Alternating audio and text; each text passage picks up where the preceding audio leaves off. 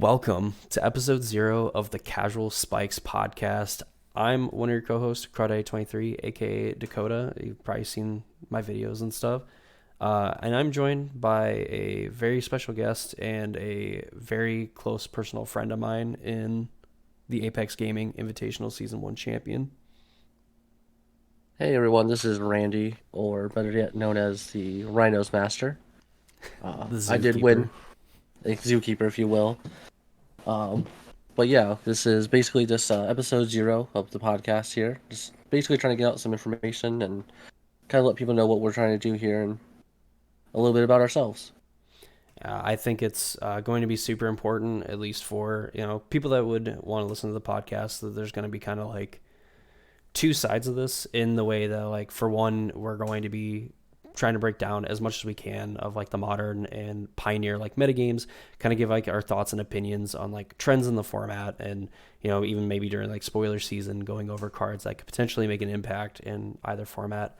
On top of that too, we want to try to be as entertaining as possible, and I think one of the best ways to kind of be that way is, instead of watching 6, 8, 10 episodes and like finally getting kind of like the sense of humor, the mannerisms and things like that, we're going to take this episode to kind of flesh out our own characters in a way, and kind of get you to kind of see like where necessarily like our thought processes and really just kind of like our experience as Magic players as a whole.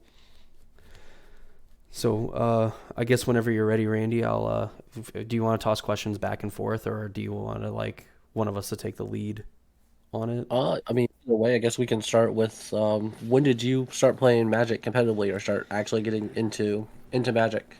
So I got into Magic, and the reason why I got into Magic was spiteful in a way. So when I was in high school, I went to a like career school, and a bunch of like these kids that I thought were super annoying were playing Magic, and I'm like, well, Magic sucks. And then I found out that like all of my other friends like played it in one way or another. So I was like, well, all right, fine. Like I'll kind of check it out, and I wasn't necessarily like hooked on it, but then I remember like my one friend just kept like absolutely just beating me down with like these crazy decks that, like, now looking back on it, were like super janky and should not have worked, but they did. And I've been hooked ever since. And that was like Theros, like end of Theros block. And then like I really started playing like competitive, or like wanting to build, better competitive decks, probably around like Khans of Tarkir block, probably leaning more towards like dragons. Okay, this makes me feel older than it probably should because I got introduced into Magic because of Boy Scouts and people playing in my troop, which got me interested in it. And then there was a card shop that opened up in my town, which then got me to where I got to see what competitive, or what FNM was at least, which is super competitive when you're just starting out in Magic. Yep. But so I started like playing FNM or like being competitive right around the end of like Shards of Alara block into Zendikar. Okay. Okay. So I got to like learn what fetch lands were and basically figure out what like basically I did the thing that every new Magic player does is they look at fetch lands and go, this is a dumb card. Why would I pay a life and go search for a basic? Especially because in that standard format you were going and searching for basics. Oh yeah. We didn't we didn't have any dual lands or anything to go grab, so like it really like that took the longest time for me to understand why that was good. And it wasn't until like we got like the shocklands and things like that. Like, oh well, we had shocklands before Yeah. Zendikar, Yeah. but Yeah. it wasn't until like I got to the point where I had money and could buy these kind of cards and go, oh okay, I get it now. Like you're getting two colors. That makes sense. So like when you're playing in standard, you're just like, yeah man, you paid a life to go get a basic. Congratulations. Like I'm winning. Yeah, you know what? I had like the same thought when in Khans of Tarkir they reprinted the Onslaught fetch lands, and I Hmm. was like, these were expensive and like people wanted them, and I was able to trade for like siege rhinos and other garbage. So I was like, yeah, like siege rhinos like dope, and why do I need this to go fetch like basic lands? I'll just play basic lands. So like, yeah, Yeah. here's my windswept heath, here's my polluted delta. Like, go ahead and trade for them. Although I remember cons. I remember when those lands got or fetch lands got reprinted. I was so excited because I needed fetch lands for my legacy deck, Mm-hmm. and I was so excited I could get cheap fetch lands because original onslaughts were ungodly expensive, like they are now, and the Zendikar fetch lands were ungodly expensive. And I was like, man, I really don't want to pay for these. Mind you, this is the same person who has already bought like 4 cradles. I was like, I don't want to pay for fetch lands. So like, my priorities were not correct by any means, but like, I just remember them getting printed. I'm like, yes, you're telling me I can get $10 fetch lands? Let's go. See, I just had to start like 6, 7 years like earlier, so that when we got to that point, I wasn't like, no, I'm not gonna trade my Windswept Heath for your like Rattleclaw Mystics or anything like that. Like I would have just like kept the fetch lands and like went to the store Oh. and bought like a playset of Rattleclaw Mystics and all the other cards I would have gotten in a trade for my fetch land. I hate how bad Samus Knuckleblade was in that format. Uh, I definitely I don't know if I pre-ordered them, but I definitely bought them when they were higher than a quarter. the amount of like I remember someone that we've like talked about before, but like I won't mention them by name. But I remember like buying or like Savage Knuckle Blades and wanting Savage Knuckle Blades, and then like watching them play with that card, and it was so good. And then the Pro Tour happened, and there was like zero Savage Knuckle Blades. Yeah. Just I remember seeing that card spoiled and I was like, this is gonna be the deck, this is where we're gonna be at, and then like apparently I never looked at Siege Rhino and just saw that it was better in every aspect. It turns out that like every other like 3 color card that kind of like embodied like the tribe and everything, or the I don't know, I guess tribe. Yeah, Tribe is right. I think that's what they were called in it. But I mean, either way, like every other 3 color like card was just better than Savage Knuckle Blade, Yeah, yeah. even though it did I way more than everything else. Yeah, I was real sad when I realized that it was not gonna ever see play, and I think I'm pretty sure I still own the playset that I bought. I think I have like one foil Siege Rhino, and that was because of like Pioneer. I'm like, I'm gonna play this card even if it's bad. Siege Rhino, And guess what I'm doing right now? not playing Siege Rhino. Yeah, it's sitting in my binder. Yeah, Um, probably better. yeah, it's definitely a lot better at being a paperweight than it is a playable Magic card, unfortunately. Yeah. Um, Ugh. so the trauma past now, like it being hooked into the game through unfortunate means and learning some very harsh lessons along the way. So Yeah. I guess that's kind of how like we got started. I guess in like both aspects of like playing the game and everything. So in all that time of like getting to play games and registering some good cards and bad cards in some questionable formats, what do you think that your favorite like what was your favorite deck of like all time? My favorite deck of all time was one that I built, one that I was the only one playing, I guess. So I was playing. It was a rug deck back in Kaladesh. We weren't playing any combo. This is after I think all the combo decks have been banned out. So it's after it's Teamer for all the zoomers anyway. it's rug. I'll die on this hill. Um, but I was playing the 2 mana 2/3 that got became a Termagoyf. Got +2/+2, and your land creature got +2/+2, and you The had 7 more Sylvan lands. Advocate. Yep. So yeah, Sylvan Advocate. I knew it was Sylvan, but I couldn't remember the name. So I was playing Sylvan Advocate. I was playing Whirler Virtuoso, that 2/3 red blue and a colorless that you can pay 3 energy and get a 1/1 Thopter. I had Chandra, Torch of Defiance, and I had the X costed Nissa was like the main staples of this deck, Mm-hmm. Mm-hmm. and it was probably the most fun I had in Standard for a long time, or since then. I've kind of stopped playing Standard though for like the last probably like 3 or 4 years now. So, but it was the most fun deck that I probably ever put to. It's like a deck that I built on my own, and it was a deck that did well. And I remember going to like an SCG con and missing out on breakers and being on like 33rd or 34th place is where I ended. And I was so upset for like not making the top 32. But it was probably one of my favorite decks I've played of all time, easily, just because it was so much fun, and then I got to have like the greatest salty story too from an opponent in that tournament. Go He on, was start playing cooking. what it was at Enchantment, the like Fever Dreams or whatever. It's like a red, a blue, and one colorless. Where the beginning of the I think it's beginning of the end step, you draw a card, and then if you have five or more cards in hand or seven more cards in hand, you take two damage or something like that. Oh yeah, like fevered visions or something like that. Fever Visions. That's what. Okay, I knew it was. I have like half the cards known, but so he was like the control deck basically versus me, and so like in my sideboard I had like four negates and whatever the other like quote unquote good counter magic was in that format, right? Yeah, yeah. And so I remember I ended up beating him 2-1. I think I lost one of the sideboarding games, or or I lost the first game and beat him in the sideboard, whatever. Doesn't matter. But we were sideboarding and like, I'm just like showcasing what I took out, what I put in, because I don't care. I'm not gonna play this version again. Yeah, yeah. Like this is on day two. And he's just like, why do you have seven counter spells in your sideboard? I was like, because I can't beat the control matchup. He's like, that's so dumb. And I was like, well, I won the match, so probably not.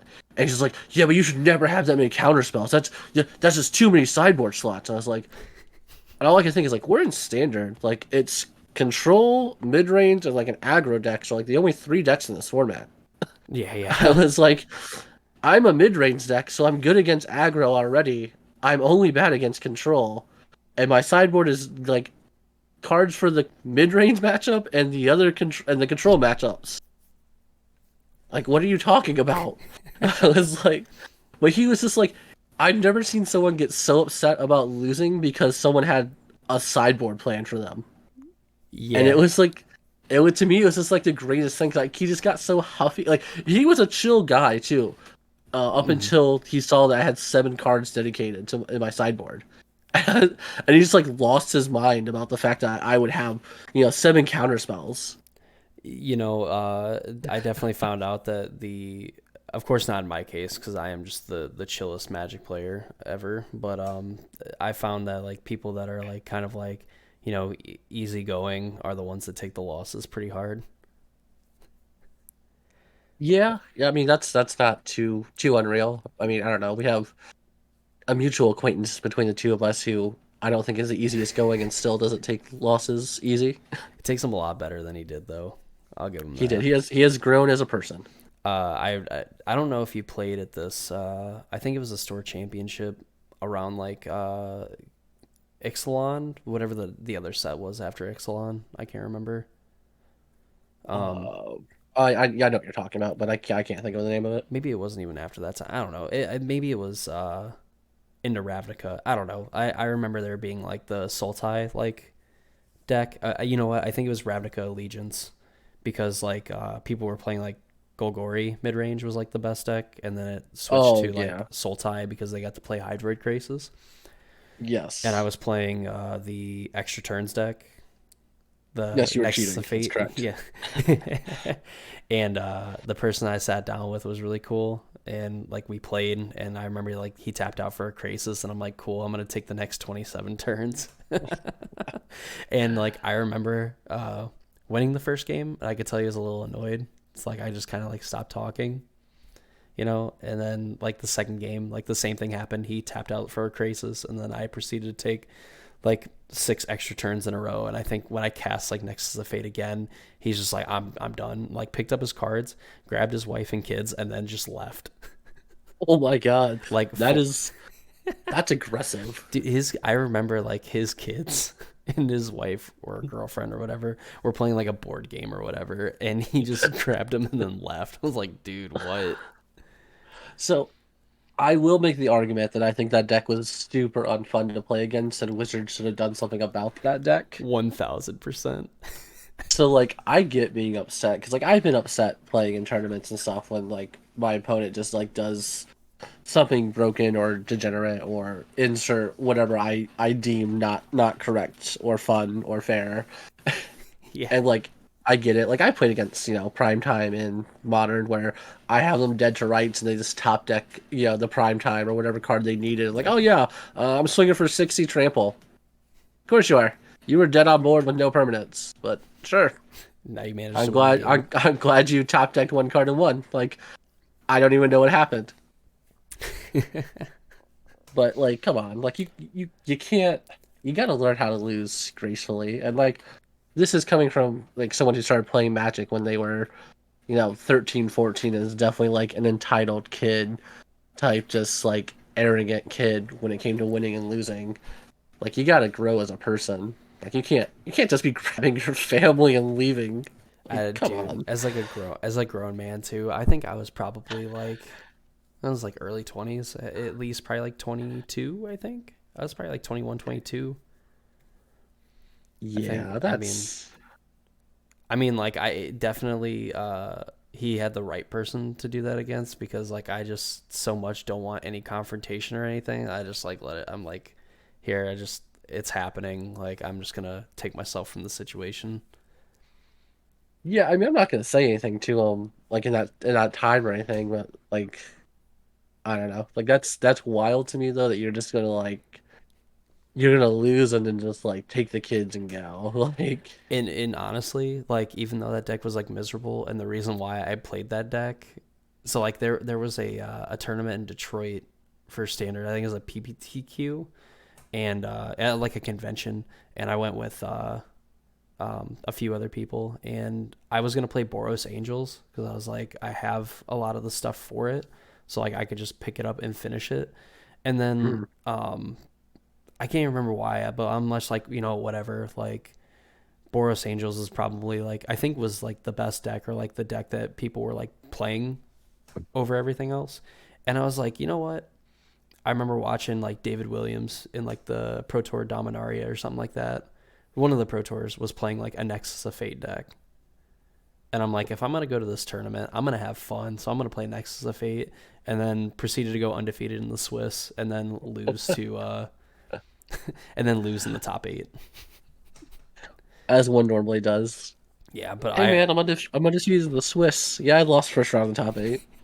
dude, I remember playing, and you know what? Like so many people played into like a swing with their whole board, and against the deck that's playing like Root Snare and all these other fogs, and like they just end up playing into uh the one Wrath, So settle the wreckage. Settle the Wreckage, and I remember like I had an Elves player attack with everything. I settled the wreckage of them. They got all the basics out of their deck. They rebuilt their board, and then they did the same thing like 12 turns later. And I'm like, what are we doing? Jesus. And I think too, like real quick, and then like I'll kind of move on from it. It like kind of blew people's minds when they just attacked and it wasn't lethal, and I just like took the damage rather than like root snaring it. And they're just like, well, like, oh, well, now you're gonna use them, and it's like, I don't have to yet. I'm all right. Oh yeah. Well, I mean that's standard weird because you get a lot of people who don't like that's their introduction to Magic, right? Is playing standard, and this is back when paper standard was a thing that Wizards hasn't killed off yet. Right, But right. but you had a lot of new players who didn't understand that your life total is very much a resource as much as your mana and your creatures and your spells are. Oh yeah, if you looked at like the history of decks that like I've played too, like Well, that's you played Death Shadow for what, 20 years? it felt like it like forever. Like I was just always playing that deck. So like definitely the deck that if you would get a hard lesson in like your life total is definitely a resource. Yeah. And you know what? I was totally fine with like being at like 2 life on like turn 2, and I'm like, here's my board full of shadows. Like deal with it. Like the crazy thing about like even playing that deck, I remember when I really started going to tournaments, and I was like, I just hate playing what terminate in the deck. So like I'm gonna play Dismember instead because like you can live the dream of like dismembering a mana dork on like turn 1, and then like thought seizing and then playing like a 5 power shadow or something like that on like turn 2. Yeah. and eventually, like I don't know how much longer like after, but like it started being the standard where like you either played a split or you played two dismember, and that to me felt like a level up moment of like I really understand kind of like the meta and like what's going on with this deck in relation to what everyone else is doing. I can definitely understand that because I've definitely had a couple times where like I had been doing that where I've done like crazy things with my sideboard or just like where like you're just like it looks like you're just outthinking yourself sometimes. Where like um so back when Yorion was still in Modern Mm. and I was playing in a bunch of the Apex Invitationals qualifiers and stuff. I was playing Rhinos because for some reason that's the deck I picked like 3 years ago, and it turned out to be a good deck to pick up. Right, right, right. But but I started playing Thrun, the last troll of my sideboard, because one of your worst matchups with Rhinos was Yorion. Because he's played, all the elementals, everything to like 2 for 1, 3 for 1, any way they could. Mm-hmm. That deck can't remove Thrun the Last Troll ever. That is a true statement. The only way that deck had to remove Thrun was they had to one be playing Supreme Verdict, which not all of them were, and you had to go turn 4 Thrun into their turn 4 Supreme Verdict. Yeah, and then from that, it's all she wrote. Yeah, and that's the only time that Thrun would ever get answered.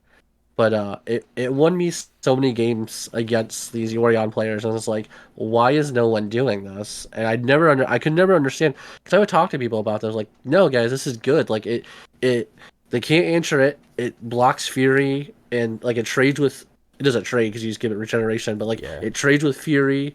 It lets you beat through to try to get to Fairy. Like it does all these things, and they're like, no man, this is not a good card. I was like, all right, well I'm gonna keep winning with it, and I guess I'll just be right. Like, and obviously we eventually got rid of I got rid of that because like the deck's kind of become way more streamlined and tight to mm-hmm. where I'm now trying to figure out a 15th spot in my sideboard to cut to make room for a Commandeer, Yeah. so I can have an edge against the mirror match that's going to be everywhere. The story is a little bit different nowadays. Like it's a different cover. I remember like Yawgmoth like also was playing like a copy of Thrun for specifically like control matchups. Hmm. Mm. And those are the days. Those are the days. Take Yeah. me back. Right. I feel so old talking about Magic. I'm not old by any stretch of the imagination, but like I feel like a boomer when it comes to Magic. I guess we technically are. I mean, like, I started playing like 2013, like end of 2013, 2014, or maybe like either way, like somewhere in that time. So, I mean, like, that's almost 10 years, or, coming up on 10 years. Yeah. I mean, you're Yeah. obviously like longer than 10 years, but I mean, like, 10 Yeah, years I'm trying to at figure something out. is a long time. Oh, Jesus Christ, yeah. the other card came out in 2009. So, like 15 years, Yeah, holy crap. 14, That's like 15 years. half my life is almost spent playing Magic. See, like, You think I'd be better at it by now. I can't remember like this is the problem with like my brain where it's like I remember like half the information like told to me, but there's like a theory I guess that like to have mastery of something you need to put like 5,000 hours into something, 5 or 10,000 hours to Well, like to reasonably achieve mastery at something. You need to do it for like 5,000 hours. Well, here's the problem. I have probably played at least 5,000 hours of Magic, but it's with different decks, so I've just screwed myself. That's true. Like the only deck that I've put 5,000 hours into was Death Shadow, and that's because I literally played it for like 15 years. Well, the good news is it's now 0.8% of the meta and down ticking, so doing well. That means it's at its best. Honestly, like I feel like a lot of the time, it like when Death Shadow is like really good, it's when people don't expect it, and it's like even the people that like know how to play against it, but they don't expect it, they still just lose to it. That's fair. I think that uh the two mana Death Shadow that we got were Oh, based Scourge. off of Scourge. I think Scourge is actually well positioned in the meta right now. I could see it.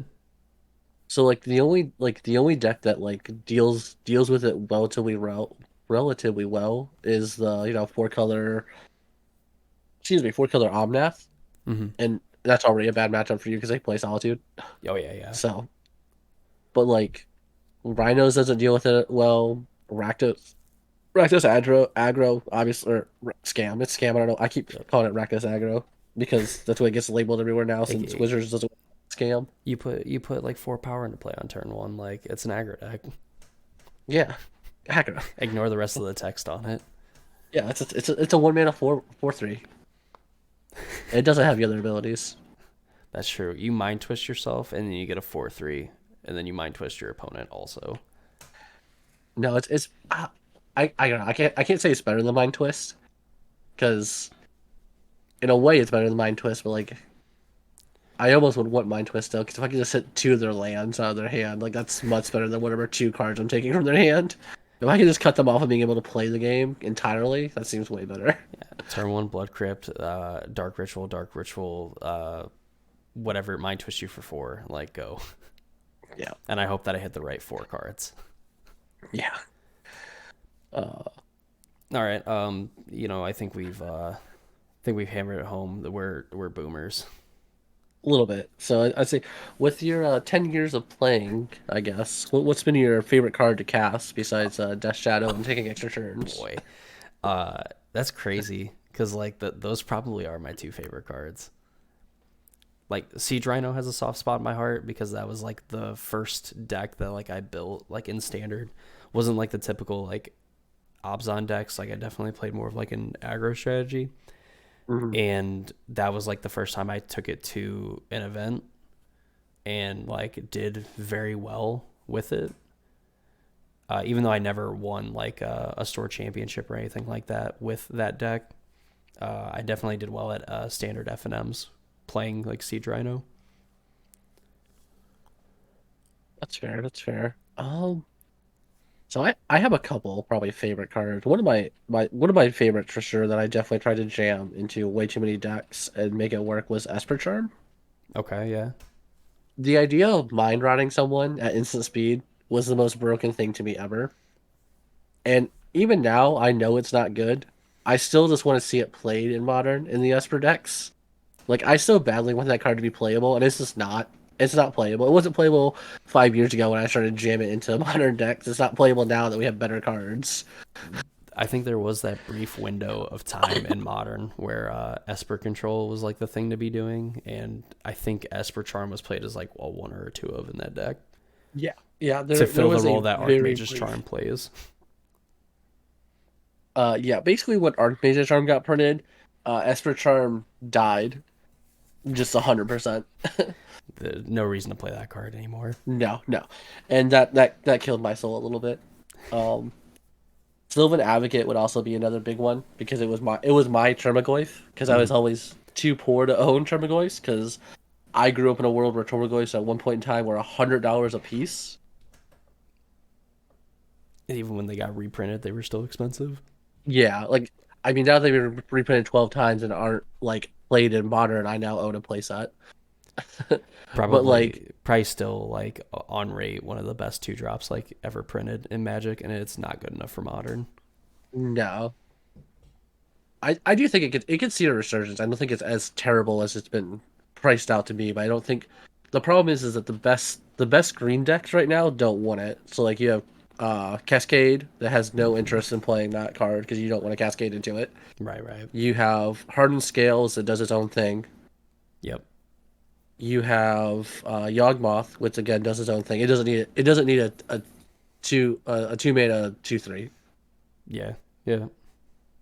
So I mean, like I think like 4 or 5 color like aggro, like the 4 or 5 color like zoo deck that runs around is probably the next closest top tier deck that would want to play it. Hmm. And even then, they don't have enough room in their deck to necessarily play it. They get to give it trample. It's amazing. Well, Yeah. if they have if they have like their 2 mana 4/4 like dragon, like ugh. Well, no, I think they're playing the new the NT or whatever, the new 2 mana 2/2. Yeah, that card's pretty nuts. I've seen like Death Shadow decks like playing that card, and it's been pretty. It looks like it's pretty good. I mean, also the problem is too is they have Territorial Kabu. That's just a better Trunaglyph Yeah, I mean, like on turn 2, it's more than likely going to be a 5/5, like at all that times. that can also draw and just like discard a card and draw a card, or be graveyard hate. True, yeah. Just Like it overall, has abilities plus being a 5/5 on turn 2 every time, or at least a 4/4 on turn 2 at the very least. that's a good point. That's a very good point. It's sad though. Like I know, like the greatest, probably one of the greatest like 2-drop creatures like ever printed, and it's like it's not good enough for Legacy. I don't think it really sees Legacy play. It doesn't see any Modern play. I think I'd almost want to see Tarmogoyf printed in Pioneer just to see like if it would actually like stack up. I don't think it'd be good enough because they don't have touch lands. Right, but I mean, I guess maybe if like a Deathrite situation where like Deathrite Shaman was obviously one of the best things you could do in like older formats, and it probably won't be that good now. Oh well, poor Tarmogoyf. It's all right. We All right, don't go ahead. we don't need him anymore. He got to live a long, healthy life from Future Sight till like 2020 easily. Yeah, I would think so. I guess do I don't know if Jundex even play him now. Maybe I they think they do. do.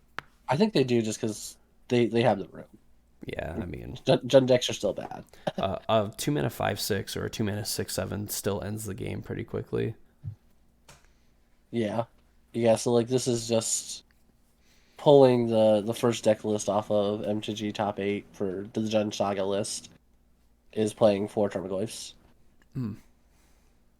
which I mean makes sense. Like their creature base is basically 4 Tarmogoyfs, 4 Ragavan, 4 Orcish Bowmaster.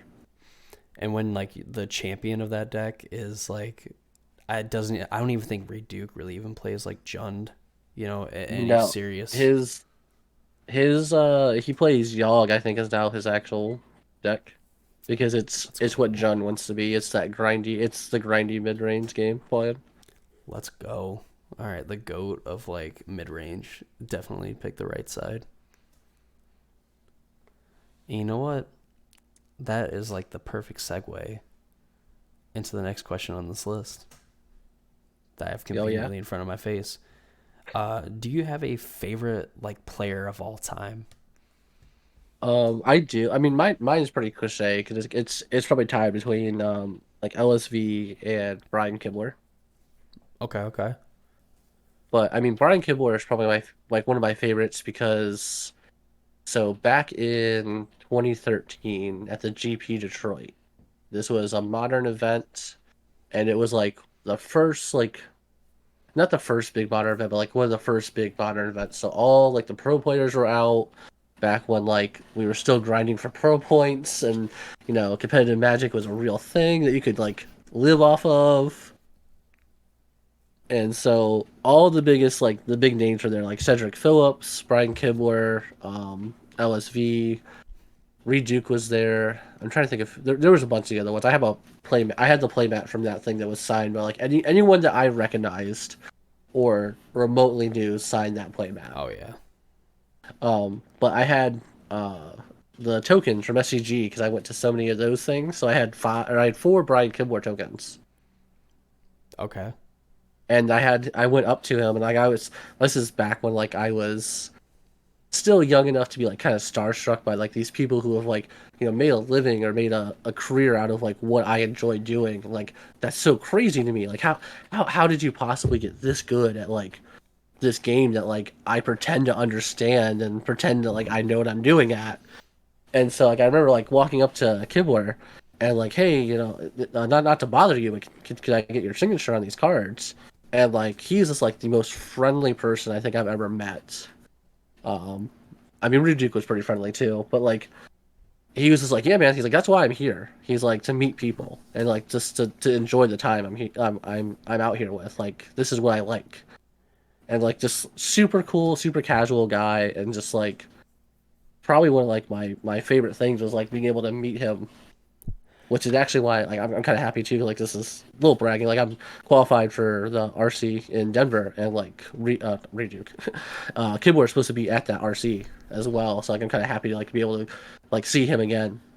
Dude, that'd be dope, honestly. Yeah, which I mean, obviously he's not gonna remember me because like I have like nothing to him. Like I just Yeah. watch him do like Hearthstone things now, but like Mic it's off. just crazy. Like I just remember being like kind of like Mic on. starstruck to see like someone as good as him like talking to me. You know what? Like that is probably I can kind of relate to that because like there's a player that I like for like their like personality and stuff like when they do content, but there's like a totally like different person that's probably like my favorite player just from like the one interaction that I had with them. So like in the same vein, like I remember I went to Grand Prix Indianapolis and it was like a team trios sealed for like Okay. Rivals of Ixalan because I couldn't remember the second set for that. But like same thing as you, like anybody that I recognize, like I went and I got like my playmat signed by. I even found like Rich Hagan and Marshall Sutcliffe and like Kenji. You know, like they were doing coverage. Like I got them to, like sign my playmat. Nice. Peach Garden Oath. You know, like Reed Yeah, Owen and Huey. Huey. Huey was like probably one of my favorites just because he was like he's just a big kid. He's a big kid. He, I mean, I guess they're all like to a point kids, but like he just was like so happy. He looks like he's so pissed off like playing, like he's just so serious. But then like when he's not, he's just like he's super funny. that's I remember Colony Woods, which I mean this I feel like this dates me now too because he's not remotely in the Magic scene I think anymore. But I remember being so infatuated with what he would do because like he was a like he would wait for his opponent to decide whether or not to mulligan, and he wouldn't look at his cards. He would just like stare down his opponent while they were deciding whether or not to mulligan. And like I'm fairly certain like that's like definitely like frowned upon probably by sportsmanship levels. Like you shouldn't just like mean mug your opponent. But I just thought that was like the greatest like thought process was like just give your opponent zero information about what you can do or what you're thinking about for your hand and make them decide based off of what the limited information they can know. 1000%. Like I guess I never noticed that like he would like do anything like that. There, I cannot tell you what coverage it was, but like there was one coverage where they called him out on it, where it was like they were talking because he's at the top tables. Because I Mm-hmm. mean, he was good at one point in time, um, and he was at the top tables, and they were talking about how he doesn't look at his hand until his opponent decides whether or not they're mulliganing. That's probably like as like an aside. That's probably just like correct. Period. It probably is, but I definitely the way he stared down his opponent was definitely like I'm not sure if you can get a sportsmanlike unsportsmanlike conduct called on you for it, but it definitely like it's in that borderline of like maybe you shouldn't like act that way. Like you could, depending on like what judge you have or like what person is calling this on. Like you could, I could see how this could be like, yeah, man, you can't like look like an asshole to your opponent. Just like But like if but yeah, I just thought that was like the like not the greatest technique you could possibly do, but like just one of those great things where it's just like that's so ingenious just to like sit there and like give your opponent zero information to work off of. yeah, I'm definitely leaning towards like this is technically correct. It's like Yeah. you absolutely won't convey like any information about what's going on. No, and like I've kind of like I've picked up that like strategy in the sense of like I like anytime like I'm in like a serious type tournament, there's so many times that I will sit my hand down and wait for my opponent to do anything or just like watch my opponent in the sense of like I don't give them any information of like trying to like flick around my cards or like maybe I'm like waiting for them to cast something or trying to give like that inkling that I'm ready to cast a spell. I'll just Mm. wait for them to react or do something before I react or look at my hand almost. No, for sure. Yeah. I guess I didn't technically like answer the question, but like I just really like Huey and all them. Well, not really all of them. Like Owen's kind of a piece of shit, but whatever. Yeah, yeah, Neither there's here a nor whole there. thing. At the time, that was really cool. But I think my favorite player, just based on like the interaction alone, was like Paulo Vitor Damarosa Yeah. is probably my favorite player. Like it would have been LSV, but like kind of like my personal interaction, like I was just kind of like I don't know, like I guess maybe like my expectation might have been a little too high. I mean, whatever. But I was just like I didn't feel right about it. And then but like I talked to Paulo and like I asked him a question. I was like, "Hey, like how do you feel about like the format and everything?" Like I was just genuinely curious like his thoughts and everything. And he probably sat there for like 5-10 minutes like talking to me about it and was just like giving his thoughts and everything and kind of having a back and forth, and like that meant so much to me as like a player because it felt like one of like the a really good player. I mean, a very very very good player, like not only like gave me his thoughts but actually like took the time to like kind of explain those thoughts and go over it and everything, and just super nice guy, and just someone that I rooted like always like rooted for like in tournaments, even if like they were playing against like some of my other favorite players, like I would just find myself wanting like him to win over that person.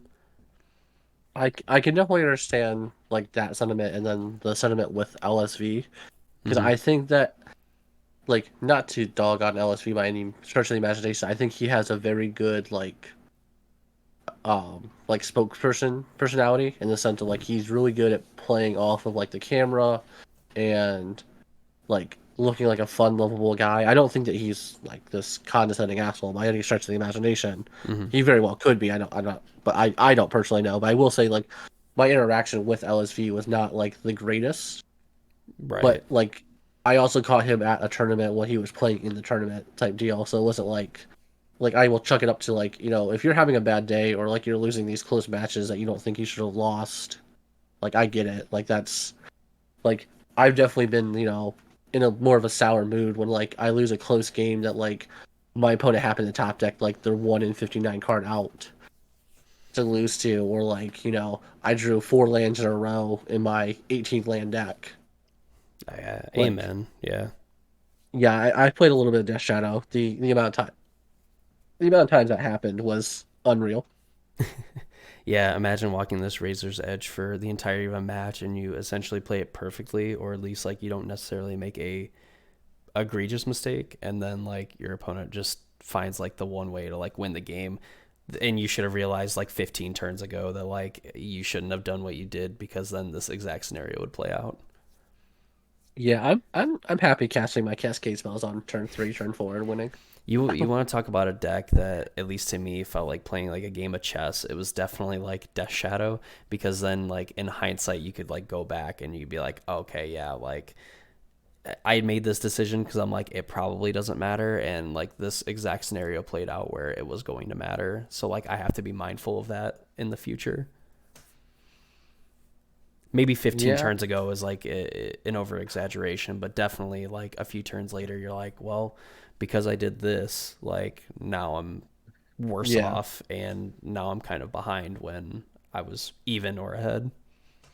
No, I definitely understand that like thought process. Like I said, I played Death Shadow during the Luris days, so I wasn't like playing it back when we had such a thin margin for winning.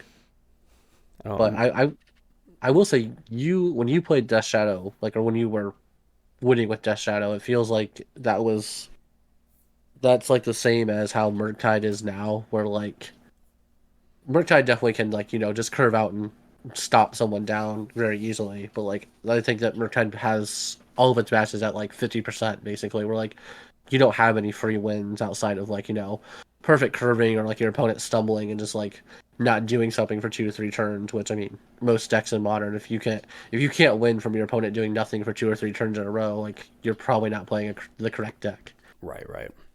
So like I think that like that's kind of the same point of where you were at, where like Murktide has a lot of like really aggressive micro decisions that don't matter, but 100% matter.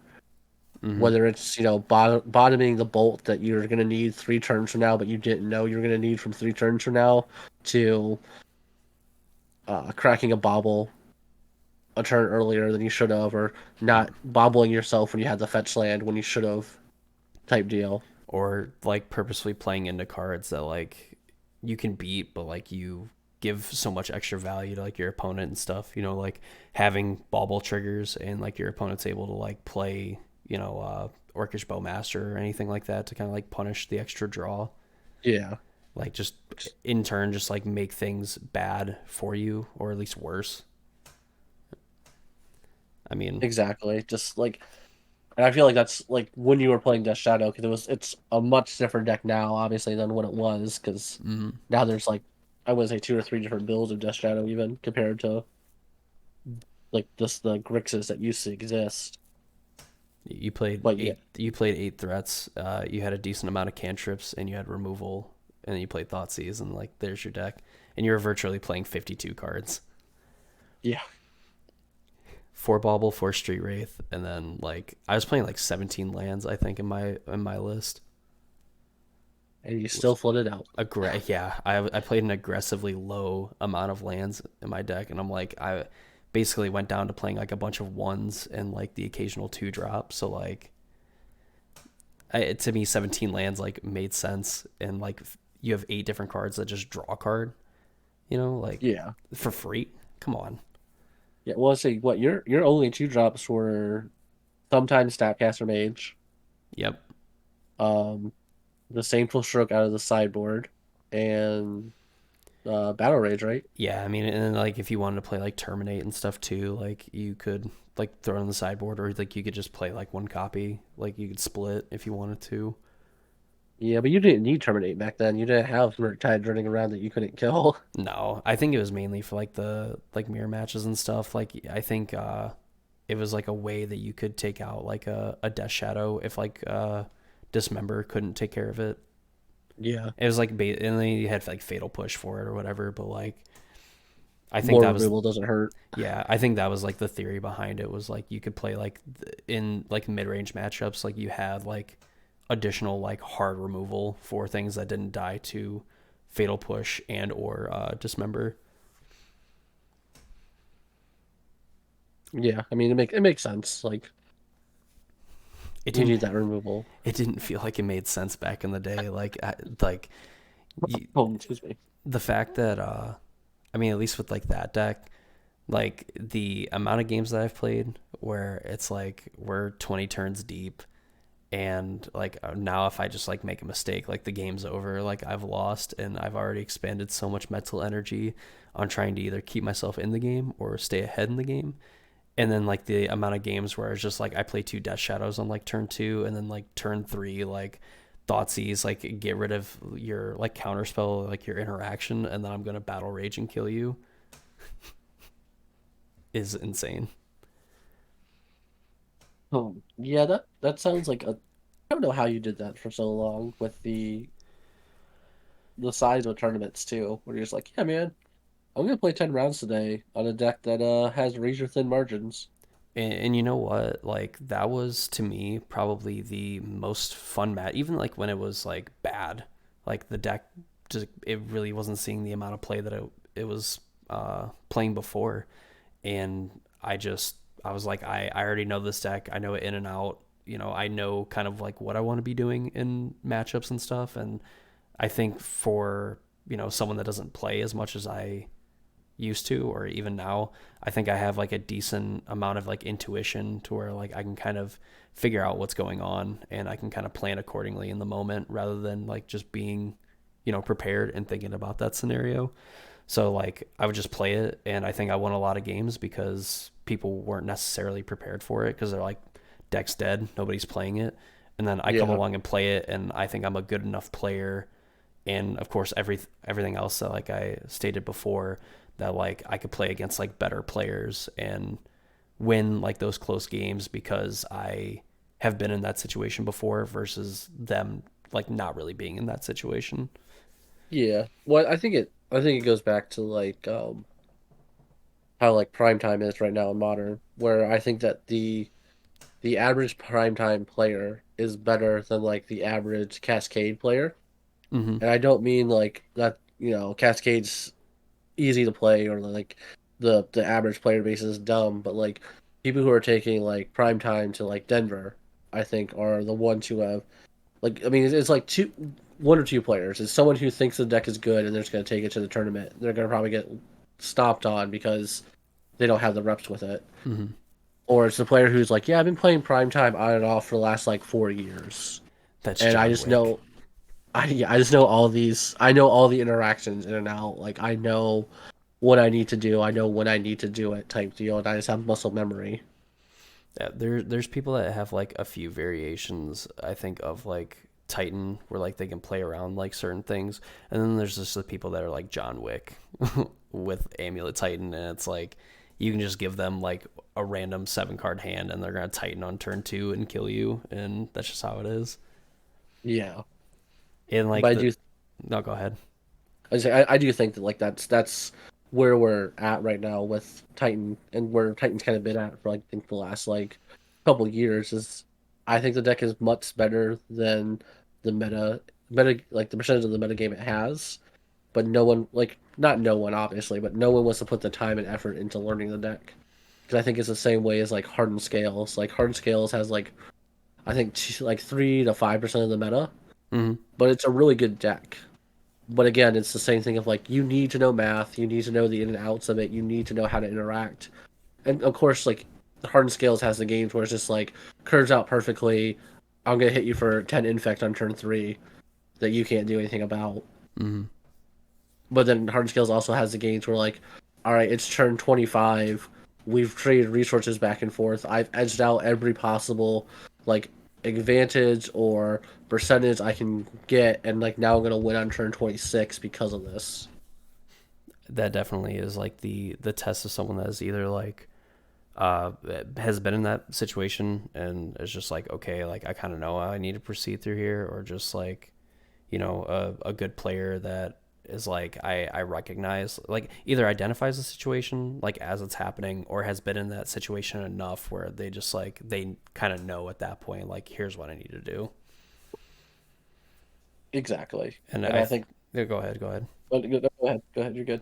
No, I lost my train of thought. Oh, I say I think that is most hardened scales players is the people who are have put in the time and effort who have played it a lot, and that's the ones that you see. Like I'm sure there's a bunch of people who have picked up hardened scales and then just like went 0-3 in their league, going this deck's trash. How is it winning? And it's like, well, yeah, like it's trash when you don't know what you're doing.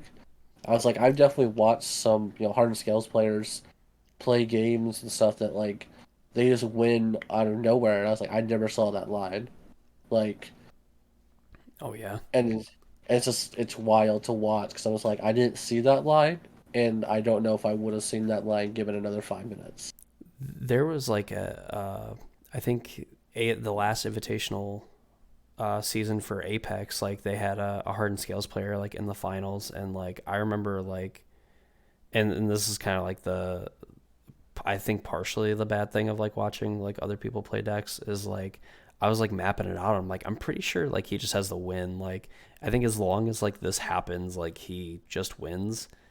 And like it didn't happen, and I'm like, oh, I must have been wrong or whatever. And then it's like, oh no, like if he would have just done that, like it would have been game over. Like with the information he had, like it was game over, and like Yeah, he just didn't do it. And I'm like, oh, like I thought I didn't know what I was talking about. I was like, okay, I can do math. Like my PH, or not my PhD. Probably with the amount of time I put into Magic, I should have like a PhD in the game at a basic level. But like my diploma, my high school diploma, my math checked out. the the amount of time that I do a lot of basic math for Magic and then still get attacked for 4 damage when I'm at 20 and have to think about what my life total is a little disheartening. Like after a while, like you don't sweat the small things. What's a life total? I got one life, right? I remember playing against you when you played Death Shadow, and I would try to correct your math, and you were never wrong because you would play the deck so much. but you're just like Fetch Shock, Thought sees you. I'm at 13. I was like, carry the one. Yeah, yeah, that checks out. That checks out. I was just like, I, It's 15, Randy. oh, I know it's 15. Clickbait slash content. But like you would just do it. You did it so fast, and like I'm over here like still processing. All right, Fetch lands one life. Shock, 2. Okay. Yeah, you're just like, yeah, I'm at this. Like, all right, I believe you at this point. I don't think you're cheating. Doing math in increments of like ones, twos, and threes were good, but like if we got anything higher, I'm like, I go cross-eyed. I'm like, what do you mean you could lose like 8 life at one time? Like, what do you mean? That's I not mean, like real. the only time I had to deal with those big numbers, like when I was swinging, and usually it was game. Like, I didn't have to actually do the math. Like my opponent just picked up their cards. It was over. Just the casual like condescendingness of like, no man, I swung for 8. Game's over. They're at It's 20. Yeah, game's over. We're done. Like I'm attacking now. Like this is it. The aggro combo control deck has finally gotten to a point where you just can't win. Jeez. It is mate in 3, and I see the line. Like there's nothing you can do. I have snap stub. I have just regular stub. You play a creature, I have all these removal spells, and if you even manage to play another one, I still have Snapcaster Mage for the other one. So like we can play this out, but I got everything covered. You thought I was having a seizure at the beginning of the match? No, that was me doing some Doctor Strange end game of like the 14.5 million possibilities of how this game could go in the first 3 turns. Oh, you were talking about seizures, and all I could think of is when we went. I think it was it DC that you me and the other friend went to, Yeah, yep. and he was having nicotine withdrawals because he played a deck that went to like time every round, Yeah. and his opponent's like, "Are you okay?" He's like, "Yeah, it's nicotine. I just need a cigarette." Dude, that was probably like that easily had to be like one of my favorite Magic trips ever. Oh, for sure. That it was so messed up on so many levels. Dude, that was the best one ever. Best one. Although the best quote will still be, "You'll never play against elves. It's not a big deck in Legacy." Round one feature match, Dakota versus elves. Technically speaking, we all played a match that involved the elf deck in round one. I mean, yours is like an asterisk because you were actually playing it, but like, Yeah, it was so funny. that's like one of your worst matchups. But don't worry, you're not gonna play against it. And I'm like, what the hell am I gonna do? To be fair, you almost won too. No, I did win that one. Did you? Oh, it was the It, next one you yeah, lost. That's it okay. was depths where I've never seen this deck before, and like technically I had a chance to like win the match, and I just couldn't close out. But we don't talk about it. It's all right. It's Legacy. You don't play Legacy that often. That's true. I should have just stuck with Charbelcher. Like the surprising amount of like non-forceable decks that I ended up playing against like through that like 6 rounds that I played. I think I played against like one guy that was playing like Grixis Delver, and I just like wastelanded him into oblivion. Nice. I was like, game over.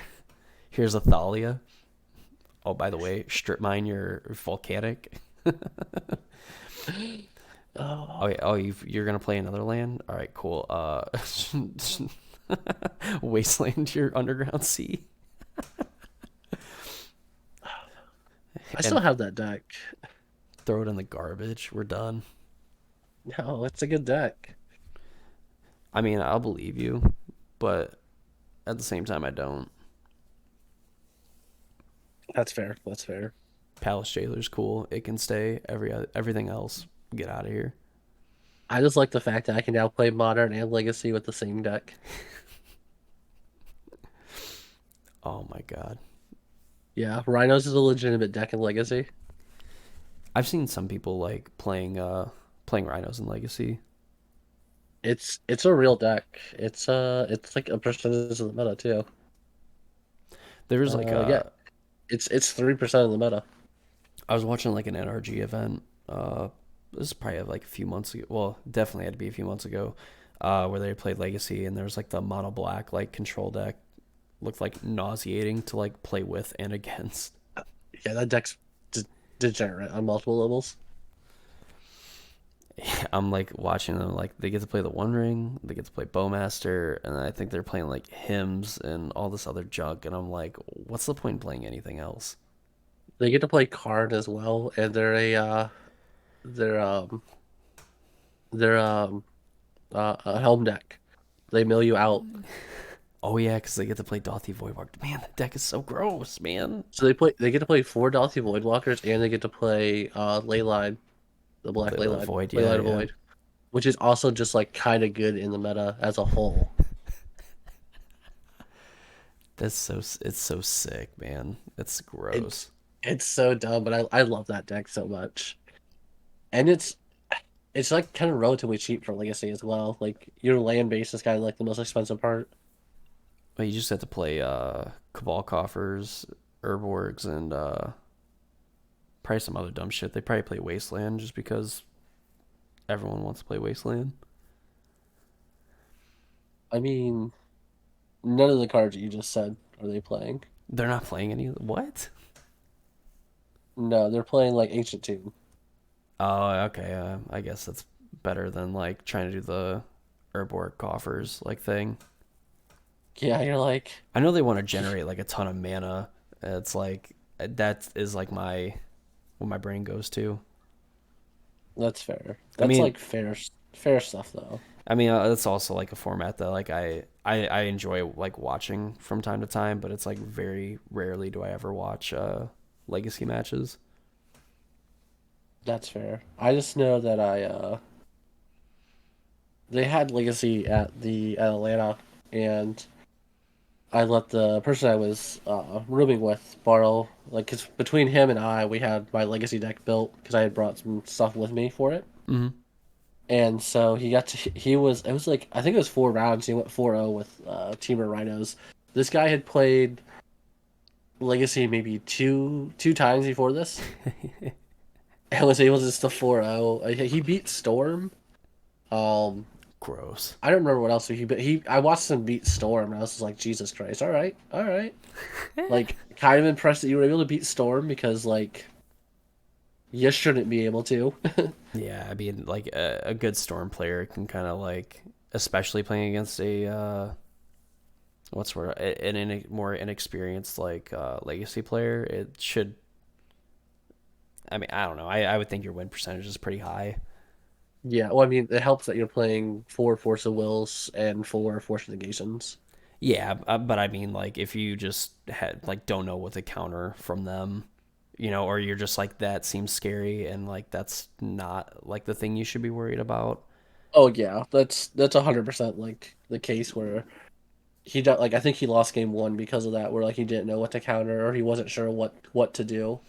Yeah, and I mean, whatever. Like a lot of people are gonna lose like in that situation. I would just think that even if there's like you lose one game because of it, like I would assume the storm player just being uh the more uh, what's the word I'm looking for? Experienced. Jesus Christ, why is that word hard to find? I remembered something like Fevered Visions and Sylvan Advocate, but I can't remember experienced. What's wrong with me? You're a Magic player. That's true. I don't read the full card. Go ahead. Try to tell me where the word reach is on. Oh, of course now I can't remember that card. No.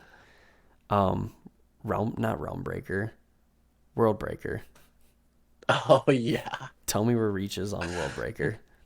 I believe it's the first line attacks on that card. Nope, you'd be wrong.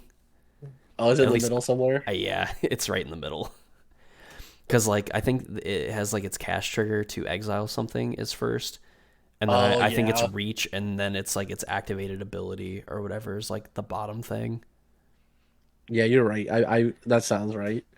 Which in like the I don't know if Emrakul, like the Promised End, has all of its stuff at the top and then its cast trigger, but like it's confusing that like those cards have like, basically in order of like how they would happen.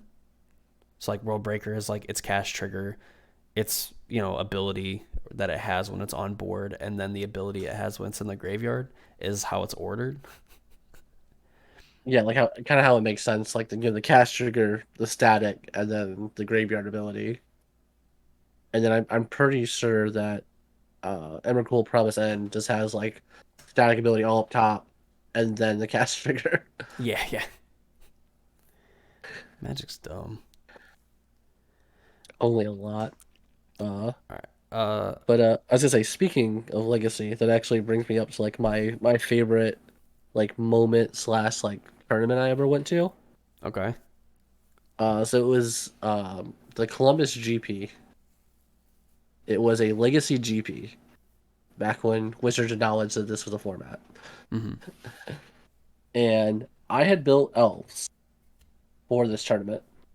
I had built elves a couple months before this tournament. Mhm. Um, but I had never played an actual game of elves. I had done a lot of theory crafting. I had done a lot of um like playtesting of like just like phantom hands, drawing it out, trying to see like what I would do. Mhm. But I had never like sat down against another legacy player and played a match. Okay. I managed to day two of the tournament. We got stomped on day two. Hey, you know But what? this Still counts. this was my first GP and my first time playing Legacy. I was able to day two with elves, and I was ecstatic. And I got to annoy a judge at the same time, which was kind of fun.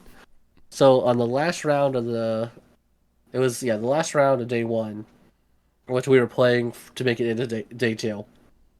I uh I go for natural order to get Crater Hoof to swing for lethal because I had like 6 creatures on board. Then Crater Hoof would give them all +7. Right, So right. I cast natural order and it resolves. I was like, okay, didn't think we'd get this far. So we have a judge watching us because we're in turns. Mhm. And I was like, get Crater Hoof. I was like, trigger. And opponent's like, yep, that resolves. I was like, okay. I was like, go to combat. Attack for 1,000,000.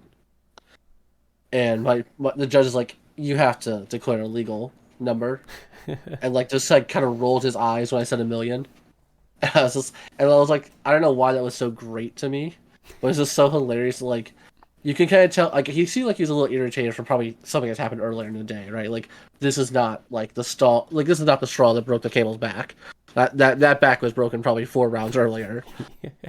Because it's But you can legacy. just, yeah, you can just get like, well, Legacy has so many stupid interactions, Mm-mm-mm. so many layers and BS things that you can be doing. Format's dumb. That's all. That's my conclusion. It is, but it's so fun to play. DUM dumb. But that's probably like one of my favorite like Magic moments slash just like favorite Magic tournaments I've ever been to. Just because like it was the first time I got to prove to myself that I was like not terrible at this game. We got some legs. Yeah, We can do like this. it's what stopped me from becoming a Commander player. I think I don't know, man. Like I don't think I have, like I think my probably like one of my favorite moments like playing Magic is, qualifying for the Star City Invitational, like having to beat like my worst matchup to like make the finals of like the event was probably like the greatest moment. No, I I think definitely understand that one. I think I can't remember exactly how it was, but I think I went with I went with like a few people or whatever, and like I just remember like it happened one, and then just like there's like a million hugs. I'm just like, oh my god, like I can't believe this is actually happening. Like finally after like 4 or 5 tournaments, like I able to like break through and win, quote unquote.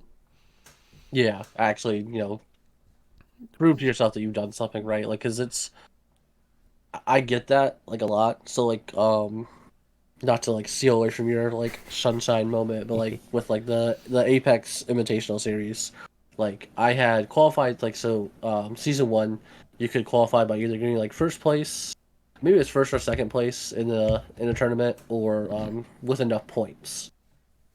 And so I want to say for I didn't go to all their little invitationals. I went to like I want to say 16. It was 10 or 12 of them out of like the 2024 they had. Hmm. And outside of the first one, which is what made me switch to Rhinos, ironically, is I went to the first one, I played Living End, and I went like 3-4 on the day. And I said I was never going to play this deck again. I'm not doing this. And so that's what made me switch to Rhinos then, because that was like the next easiest deck to build into in Modern, because it's basically all the same cards. Right, right. Um, but outside of that one, I want to say I top eighted probably everyone I went to, and I could never get to the finals. I got to like the semis was like the closest I ever got, and then I went. Obviously, I got to the invitational and I was able to take down the whole thing, which like kind of like proved to me that like okay, like this is I am like better at Magic than I gave myself credit for, essentially.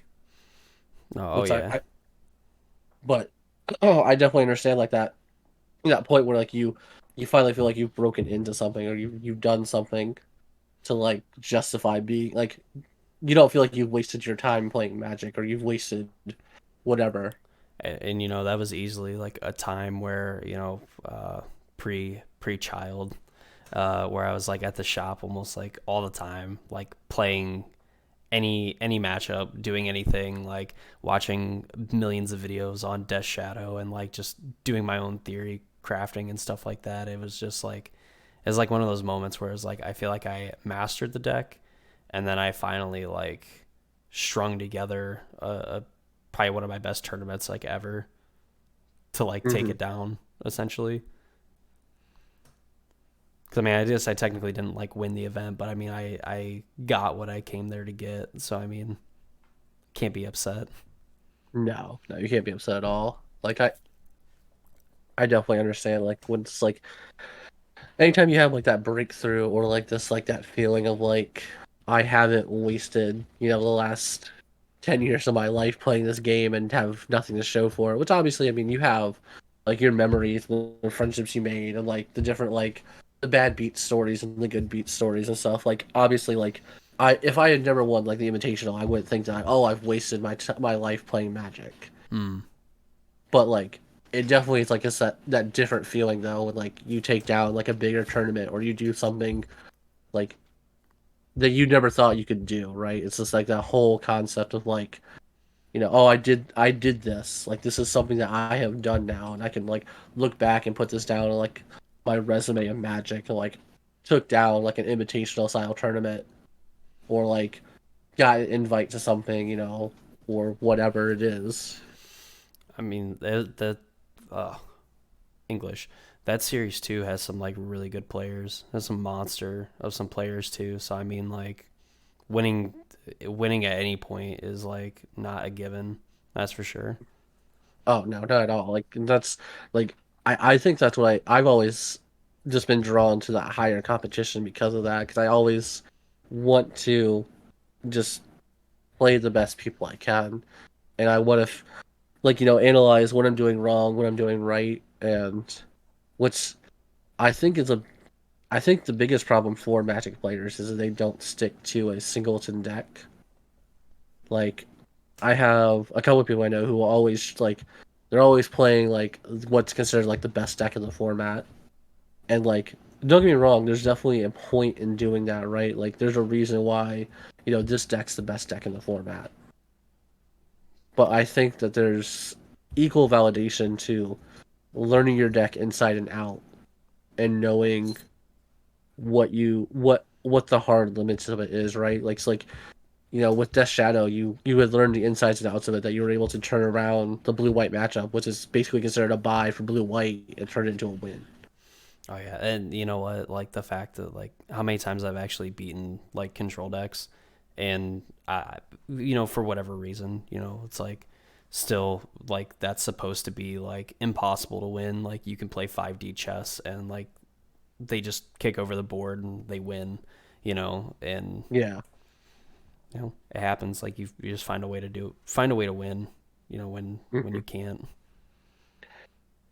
Exactly. But I do think that that's what people need to do more of is stick with one type of deck or stick with a deck.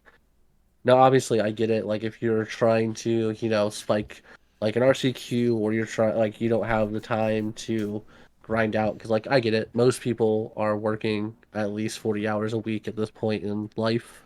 Mm. Like people don't have like, oh yeah, man, I just went and I came home after work and just grinded 8 hours on Magic Online because I don't have anything else to do in my life. I don't have obligations or anything.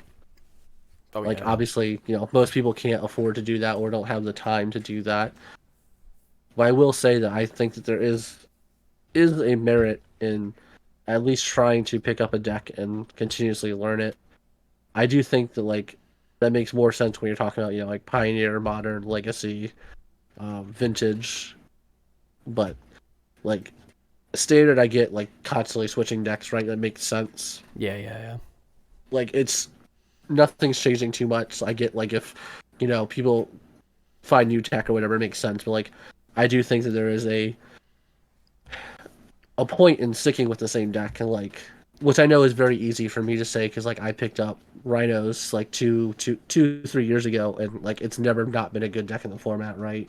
Right, right. So, like it's really easy to go, oh well, yeah, just pick up Rhinos, idiots. What are you doing? Like, but I will say that like I think because I've played it for so long, I have a lot of ins and outs and just like different things I've learned and like I think that I play through hate easier than like most people I see play through hate. And like I've seen the other Rhinos players just like keep these shaky sevens because they don't want to mulligan.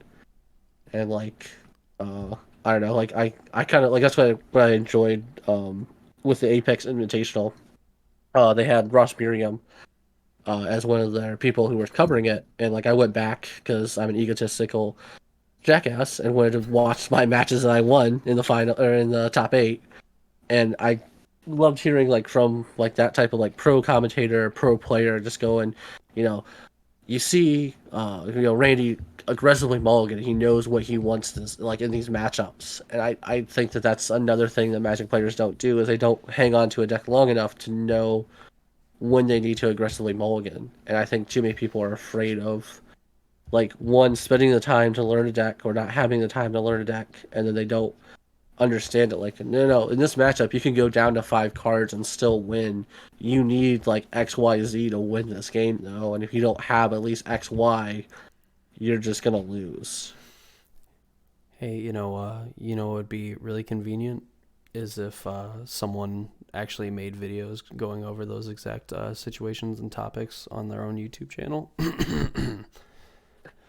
Is this just a shameless plug? Yeah, it's a shameless plug for myself. Like, I think like I'll kind of like say my piece and then we can kind of like move towards like wrapping it up a little bit, or at least like kind of ask like I think the overarching question that would be at least a good thing, I guess, to kind of get out there.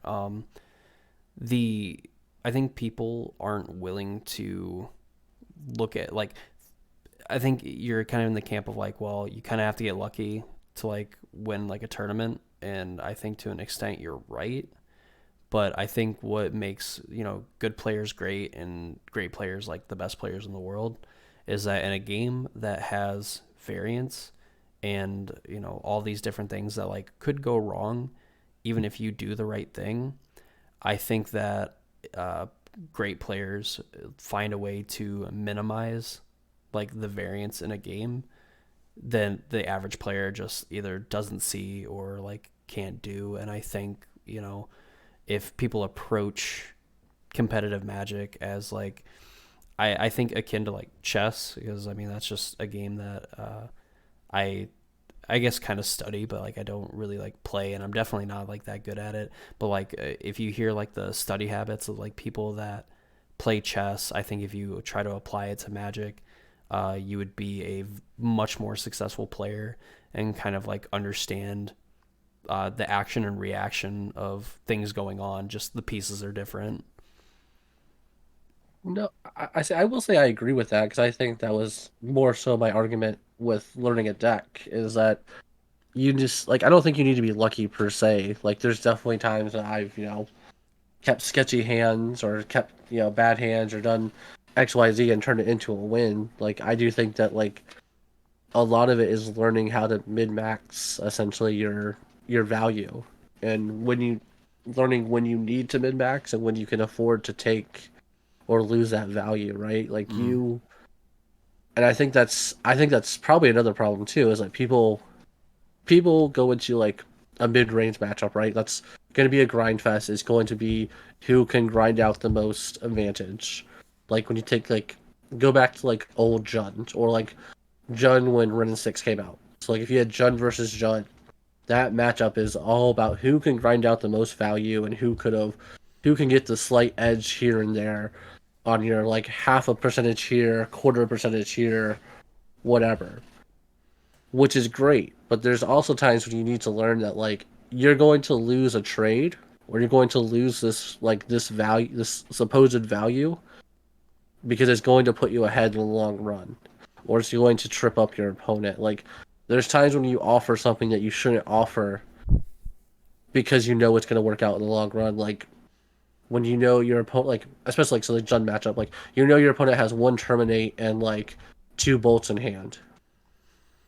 Oh yeah, Like and so, and you run out the Termaglyph purposely because you know that it's gonna eat the terminate because that's the only way. Like this is theoretically the only way to answer the Goyf, right? mm-hmm.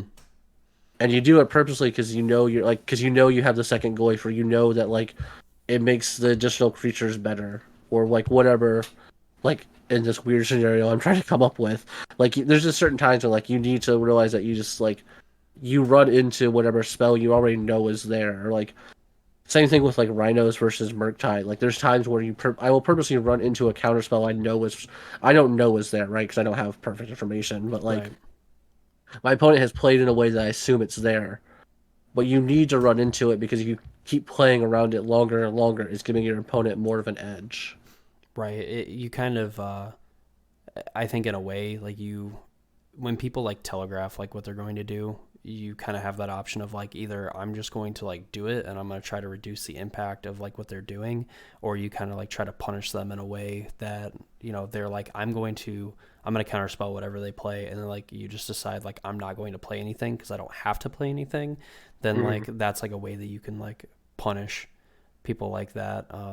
But then like in the same vein too, like if your opponent never gives you a window to like where they put the shields down for like a counter spell, then eventually like you have to say like, okay, what am I willing to lose to this card that I think will bait them enough to like cast it, but I know that it's not really going to hurt me in the long run.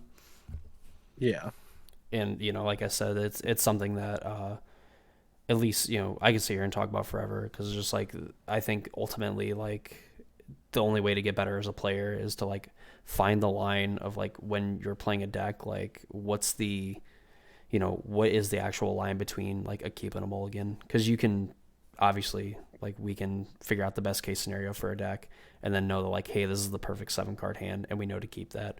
We also know like what bad hands are, so like we know to mulligan those, but like where's the line where it's like this hand is actually on the borderline and it's trending towards this way, so I can actually keep this and have a coherent game plan, and what's like this is on the borderline but it's the other way and I need to absolutely get rid of this because this could be a trap.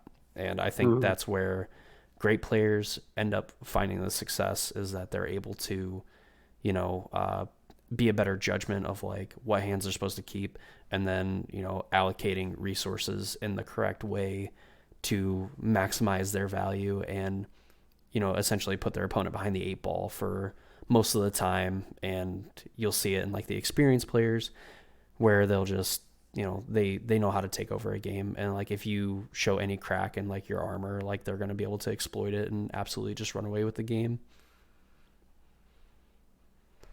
Yeah, I mean you're not wrong. I think that is probably one of the biggest like things that we can just talk and theorize probably for the next 4 or 5 hours on Oh yeah. what what's a keepable seven, what's a keepable six, or like no, it's not keepable because there's a lot of keepable hands, but like what hands are we throwing back and like I think that's even the problem with seven, something like your opening hand is there's so many people who keep a questionable seven where like it's 3 lands, 4 spells, right? Like yeah, it's Mhm. great, but like what's your 4 spells? Like so I mean like well, let's go back to rhinos. Like am I keeping, 4 land or 4 spells that nothing cascades or does anything?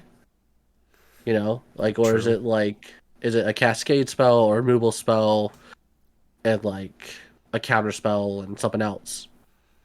Oh yeah. Like like which obviously like it's easier to sit here and say and not say, but like I do think that's the problem. Like you said, is a lot of people don't understand these maybes that are trending towards no, and these maybes that are trending towards yes. Yeah, I think a lot of it, definitely a lot of it is like just incorrect evaluations, and I'll be the first person to admit it. Like I think all day, and I like to think that I sound like a smart person. Like when I kind of like lay out the scenarios of like, yeah, like in scenario A, this is good, but if you play scenario A up to this point and it goes this way, well then it's actually like bad, blah blah blah, and like whatever else you want to talk about. But definitely like in the moment as well, like when you're the person that has to play in those scenarios. And like I think I've even done it on stream too, where I'm like pretty sure my opponent has this, like, but I'm gonna make this play and just make them have it. And it's like, well, they ended up having it, and just like I think some like a lot of players don't really like accurately assess like this is what's going on, and then they also just are kind of like in the moment like I think this worked before, like this looks like it does something, it's fine, and then they freak out and they end up losing from just being nervous or Yeah, misevaluating what is going on. I can definitely agree with that. I think that's a lot of people. Like it's like you said, it's easy to look back and like what like especially like, with the pro tours and stuff that we like when you watch someone playing on the pro tour, it's very easy to go, well, why did Mr. Smith keep this six card hand? It's trash. And when you're on camera or you're in a position that you haven't been before, like you're in a day two of a tournament that like I've never day two'd anything before, now your pressure is so much higher, or like you're in you're 3-0 in a 6 round tournament, like this next round like I can just double draw in after this, or whatever. Like your pressure becomes so much higher because you're so much more nervous, and especially like if you're a newer player or even like if you just don't play a lot of competitive Magic, like and you haven't been here a lot, like it's very easy to get overwhelmed or flustered or just not think correctly, and like you're going to make these mistakes. I know I've made plenty of them from like, I'm 3-0 in a tournament and like this next round, if I win, I can double draw in and like I don't have to worry. Oh But yeah. in this game, I have to worry a lot about because this is, I can still miss top eight by losing this game and losing a next game, and then now I'm out of top eight All in or all, round, not game, but right, yeah, yeah. All in all, Casual Spikes like coaching course coming soon. Subscribe, give us money, and we'll come up with a course, I suppose. um, sure, sure, so we'll get like, right on that. so ultimately, we've kind of like honestly for like an hour and a half almost, like definitely like shared some of our experiences, some of like our greatest like achievements currently, and I think always the most important question that I think people don't ask themselves enough, what's next? Well, I mean, obviously, I'm just gonna go win Denver because I'm Yeah, yeah, so amazing with rhinos. There's no. I undefeated. definitely undefeated with rhinos. Never lost a match. Pay no mind to the match histories. Don't look at the man behind the curtain, please.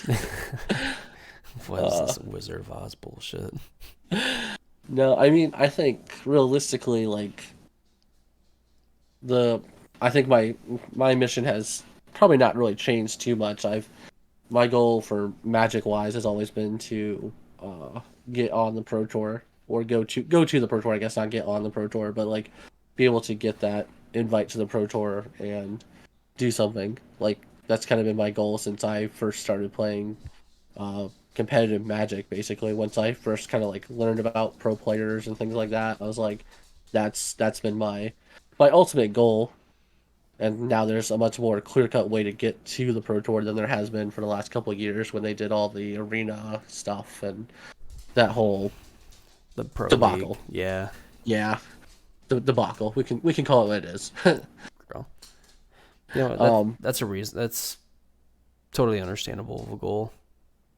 yeah. I mean that's like my long term like theoretically here in February that will happen type thing. But if not, I'm still just gonna keep um, grinding away, and just ultimately trying to get better continuously at Magic.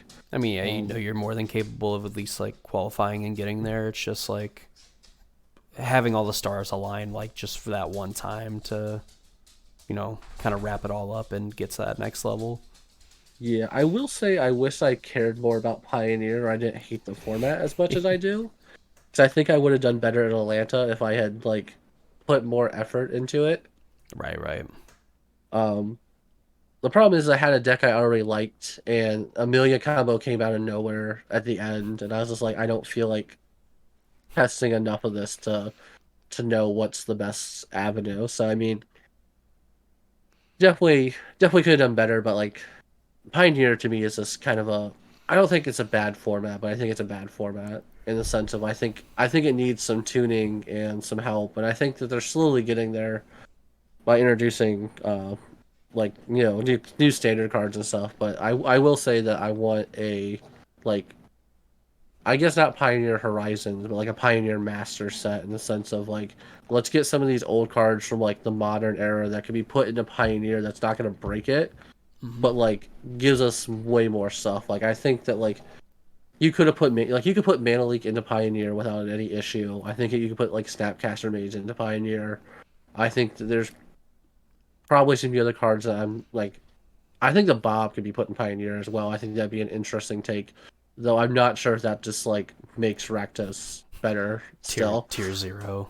Yeah, so don't quote me on that. I thought that they could put Bob in there for a minute, but I might just be wrong. Yeah, I'm very well reasoned to admit that.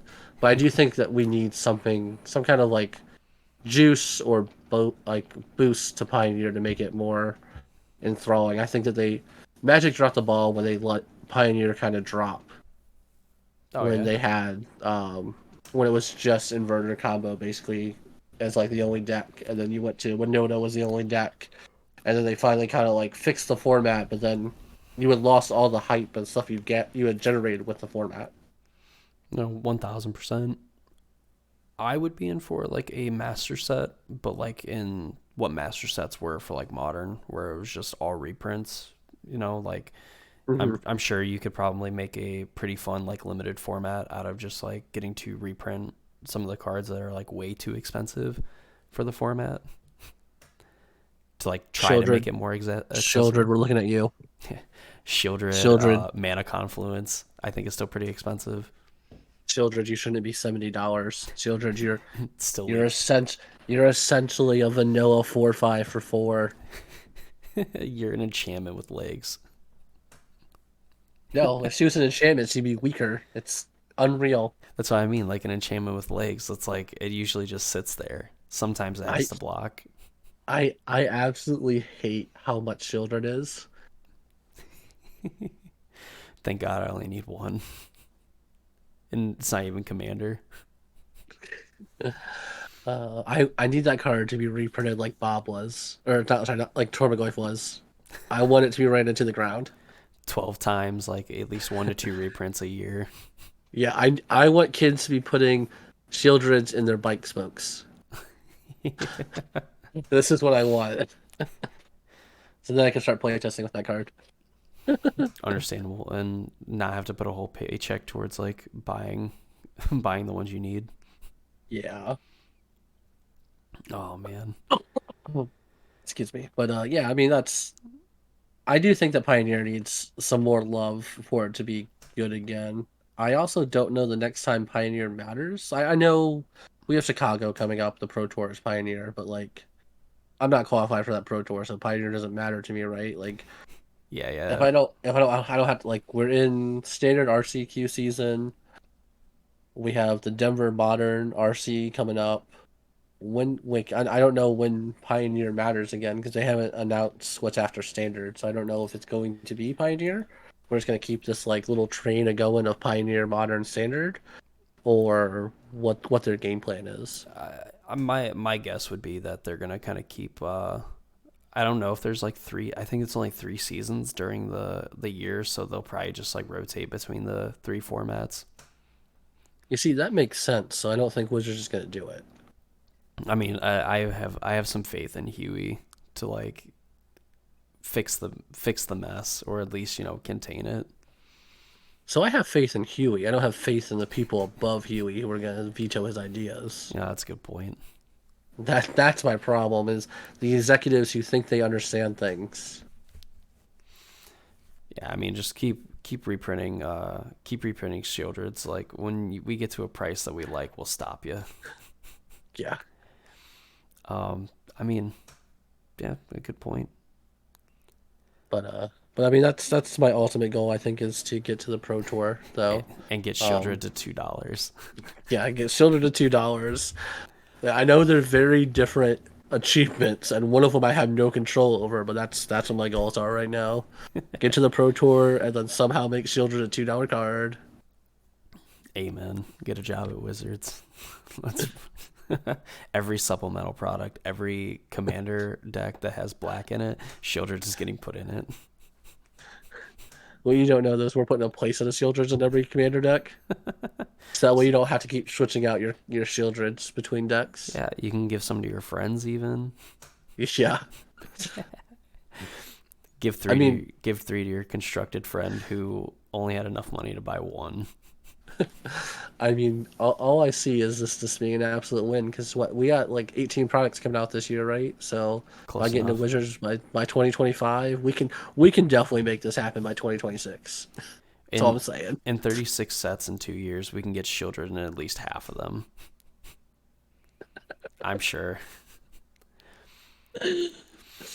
Um, Uh, I mean, I guess for me, ultimately, I think I kind of share like that goal, like that wanting of like continuing to play like better competition and continue to test myself and everything. Of course, like I think the ultimate goal of like any competitive player is like make it to the pro tour, win a pro tour, make it to worlds, win worlds, all that stuff. mhm. Be immortalized as like for whether a short time or a long time, being like one of the best players or like having an argument of being like one of the best players like at that time. Exactly. And I think while I don't have aspirations of like making a card like $2 from like $200 or from $200 to $2, I definitely think the journey of like content creation and getting to do stuff like this and maybe doing some cool stuff in the future as well as and trying to be like a mainstay like in that rotation of content creators would be awesome.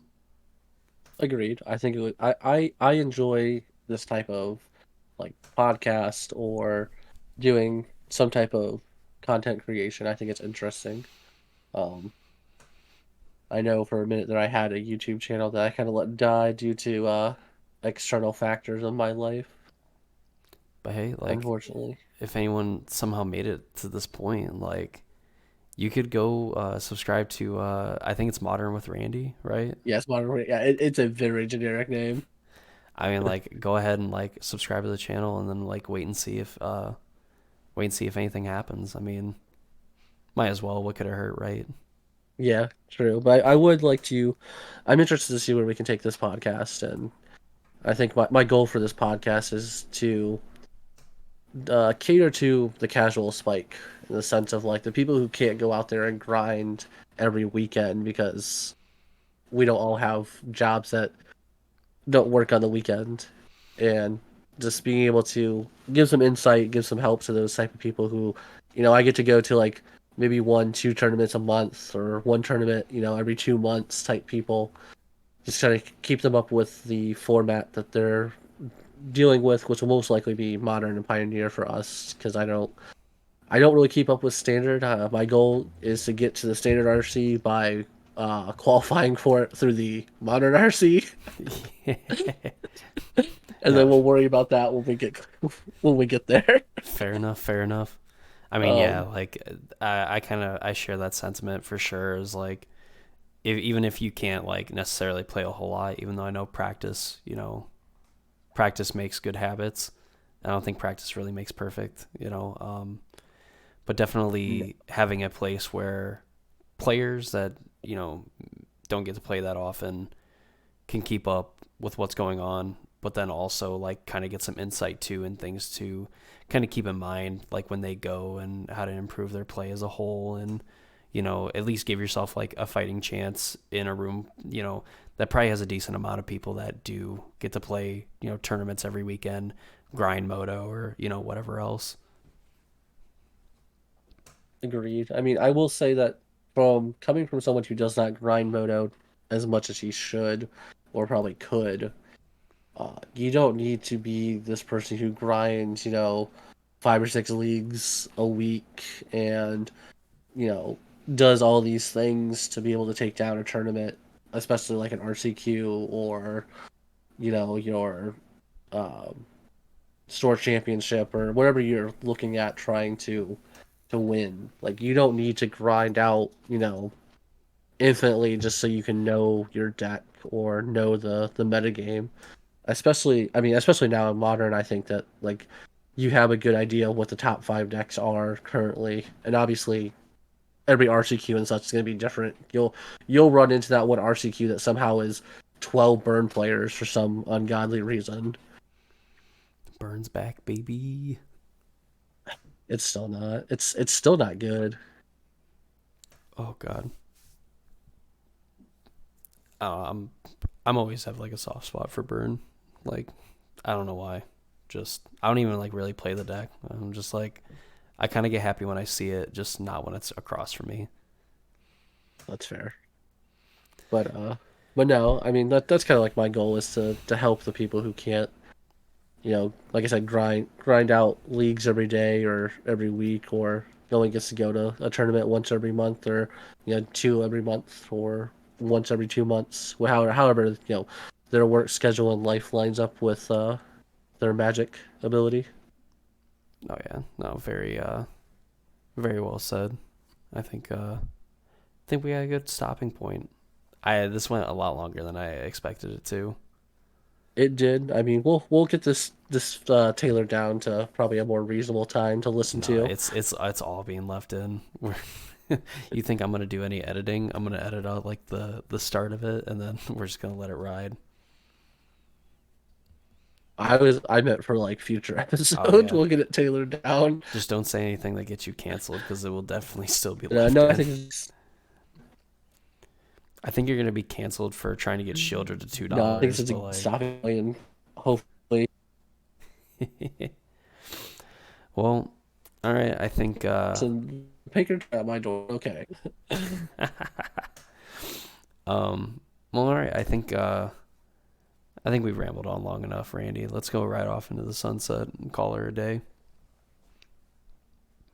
Ignoring the Sounds fact like that a it is, plan. ignoring the fact that it's almost the next day, but Yeah, it's fine. It's fine. well, all right. But hopefully you guys have stuck around Oh, yep, yep. to the end here. This is basically our podcast to say a, a podcast for the casual spike. I don't know how else to describe that Yeah. than what I've already said. Just trying to go over the metagame and now analyze what's going on, what we think is maybe the best deck, or moving trending forward, what you can do to hopefully take down your local game day, local RCQ. Whatever else that you got coming up. Yeah, I don't. I guess local 1Ks. I forgot people still do 1Ks. Like All my local 1Ks were also RCQs. So like the everything was just an RCQ. I think they usually end up going like hand in hand. But I mean, yeah, Yeah, like anymore now. I think that's gonna be the Midwest goodbye. Like I think that's gonna be it. And then we're here for another 20 minutes. All shucks. But like ultimately, I think if you manage to stick to the end of this, like we're definitely like when we do the episodes and stuff. I mean, there'll definitely be a lot of like more streamlined and everything. Like we definitely have some ideas for when we actually have episodes talking about like the meta game and everything like that. So I mean, like definitely some things to keep an eye out for. I definitely have a lot of ideas too for like content, like including the podcast, like outside of it as well, that may or may not involve Randy. So I mean, keep an eye out for it. If you want to see more episodes of the Casual Spikes podcast, go ahead, subscribe to the channel, ring notification bell, all that fun stuff. So then that way you get notified when not only podcast videos get posted, but like other videos on the channel as well. Tell your friends, get them to watch the episodes and stuff, support the podcast, give out ideas, anything like that to kind of help grow this thing because I know I'm excited to have a show where I can talk about Magic with somebody else other than me and my camera. Yeah, it's a little easier when you have someone to talk to with it Yeah. than just trying to bounce ideas off your own camera. See, Randy, that's where you're wrong because I talk to myself all the time. And don't worry, I call myself out a lot more than other people do. So At least someone does. yeah, I got it. Someone's got to hold me accountable, and it's like one of the other 26 personalities hanging out up there. Just to All keep right, the rest of them in line. I think with that we should go ahead and end this rambling. Alrighty. Well, we'll see you all hopefully in the next episode. We're gonna hope to try to get like one episode out a week. So, keep an eye out for it and give us some feedback. Any of that stuff, would love to hear it, obviously, and we'll take it to heart. Maybe. I mean, I'm just gonna cry when the comments destroy me. It's okay. Roasted. L plus ratio. All right. Based, as you could say. Based. All right. Hope everyone has a good night, day, morning, whenever you're watching this. And like I said, keep an eye out for future episodes, future content and things like that as we kind of like ramp up, through the first month of the year and really try to hit the ground running. So, thank you all for watching. And I hope to see you all and Randy, I suppose, too. Would like to see you all at another episode. Yes, I would. Well, all right. Get out of here. I'm done being here.